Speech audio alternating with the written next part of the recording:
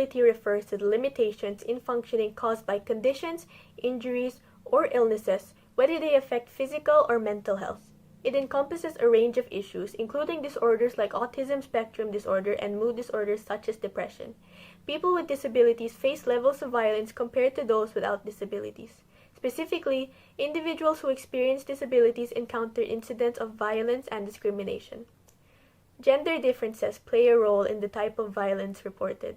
Men with disabilities tend to report violence more often, while women with disabilities are more likely to disclose instances of severe sexual violence, humiliation, and discrimination.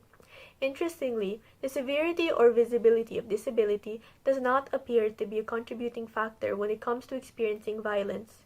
Violence comes in many forms, such as self-directed, self-harm or suicidal attempts, interpersonal, family or intimate partner violence, or collective, politically or economically motivated.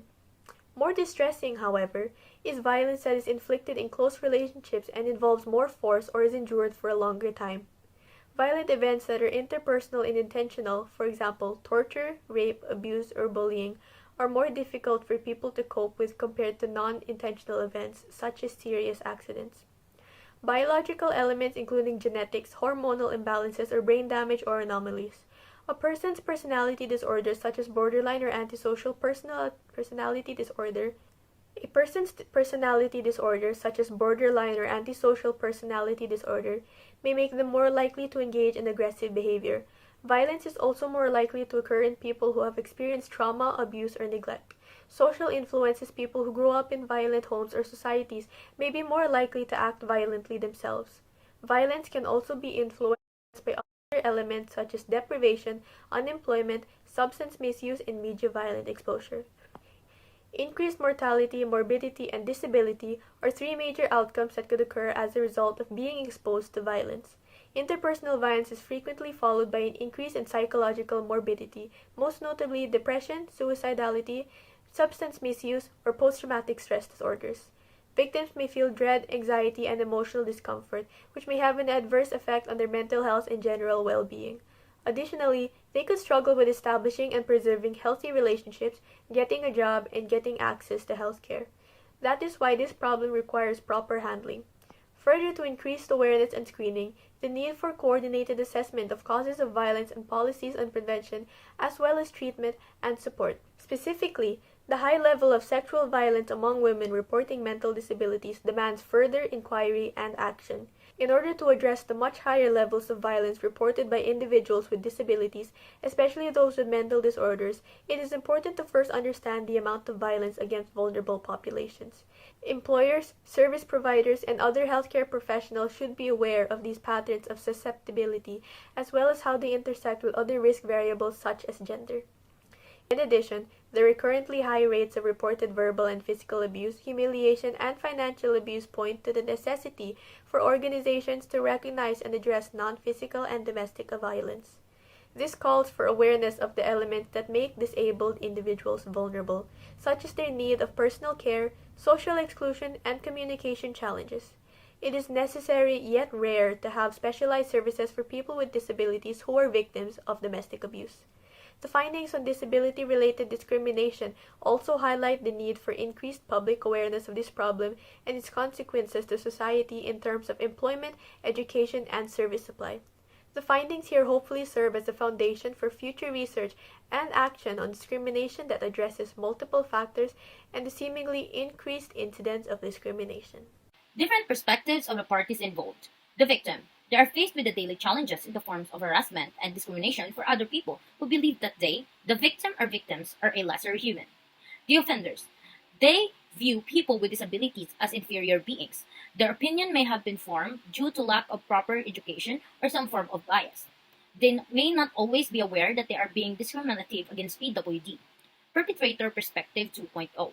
There are also perpetrators who are knowledgeable about the PWD and chose to harm with the motivation of gaining or just power tripping.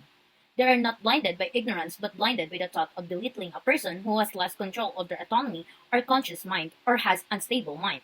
The perpetrator either wants to boost their ego or either exploit the properties of a victim. A person can be held morally responsible for an action only if they had the freedom to choose and to act otherwise. Freedom is a necessary condition for moral responsibility. So what should I do?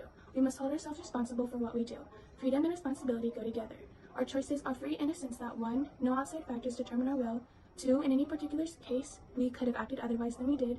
And 3. We are therefore responsible for our choices in a way that justifies our moral praise and blame. In situations where we must make a choice, we find ourselves facing an open range of possible courses of action where nothing compels us to choose one course of action over the other. So in situations where we witness violence and discrimination, we should speak out. We should be the voice of the voiceless. We are free not to do so, but let us remember that we have that moral responsibility. Let us treat others with fairness and compassion. Let us not be the reason of their pain and turbulence. An understanding that violence is embedded in community, professional, organizational, and global state relations settings lends itself to a renewed appreciation of the strategic importance of community work. People with disabilities are right holders who must be offered agencies to make their own decisions and to participate on an equal basis with most people. Empowerment of people with disabilities can be provided by providing sufficient resourcing for existing and emerging organizations, and building the capacity of existing national umbrella organizations is one way to address the problem. In addition, building their capacity and strengthening their voices at the national level improves their representation at the global level as well. So in all areas of disability practice and research, attention should be paid to ensuring that this historically neglected area is now able to make full use of this essential global mechanism for accountability for the rights of people with disabilities. More broadly, strengthening procedures for the meaningful participation of people with disabilities is likely to lead to improved accountability for their rights at the national and international level. The Philippines should, as soon as possible, take steps to abolish the guardianship regime and the legal provisions allowing for the restriction of legal capacity on the basis of impairment, and replace it with a supported decision-making system. Violence matters. Violence wrecks and shortens people's lives. It causes fear, pain, suffering, as well as demeans. And as proud Filipinos, therefore, as God's chosen people, holy and dearly loved, clothe yourselves with compassion, kindness, humility, gentleness, and patience. Stand against discrimination. Stand against violence.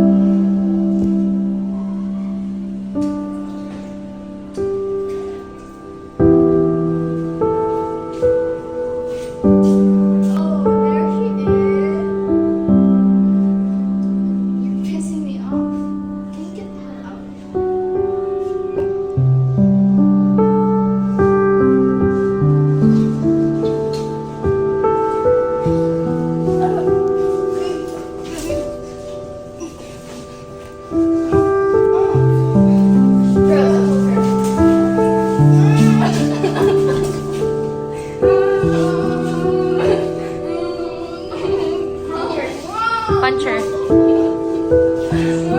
Natumba ka. Kick her. Again, kick her. The three of you kick her.